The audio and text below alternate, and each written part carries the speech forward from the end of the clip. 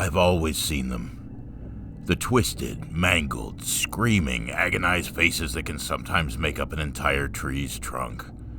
Sometimes they're tiny, but I can still see them. When they're bigger, I can see them from farther away, always in a horrified, mouth-open, soundless scream. When I was a child, it was frightening. To stare out your bedroom window for years and see the same faces staring in terror at you. I remember when I first ran, crying, to my parents' bedroom. They brought me back and showed me there wasn't anything to be scared of, but they couldn't see what lived in the trees.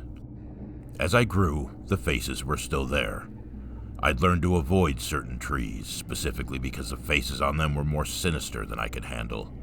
I'd only go into the Walmart on the grocery side because the other side had a massive old oak with 3 faces I could spot from any direction. Although the faces always terrified me, I didn't ever think I should tell anyone because I felt I was normal besides this one thing. I didn't know how to explain it, but I'm understanding more and more with each word. I'm 30 now, and I moved around a bit. Found myself in Blue Ridge. There weren't any faces on the trees directly around my property, but on the way in and out of the development, there are some pretty freaky ones. Faces contorted in stretched agony. One has an eye that follows me. This was new. I would go to work and I could watch it watch me in the rearview mirror. On the way back in, it stares as I turn the corner up the mountain. I just never thought about it or looked for too long at many of the other faces I'd seen throughout my lifetime and chalked it up to another thing to make me panic when looking at a tree. For a week, I watched myself be watched until the immediate fear subsided and I was left with an unsettled feeling constantly in the pit of my stomach. The unsettled feeling subsided as I entered my home. I decided maybe sleep was the best option. I woke up and, having left my curtains open since moving into the new home, was frightened by a new face on a tree facing directly into my bedroom's sliding glass balcony door. This petrified face made me feel woozy to even look at it. But both its eyes were transfixed on me, and they followed my movement out of the bedroom. I slammed the door behind me and ran around the house closing the curtains. I ignored the new face as best I could. I never opened my curtains in my bedroom, but I could still feel it staring, and the constant feeling of being watched was never gone.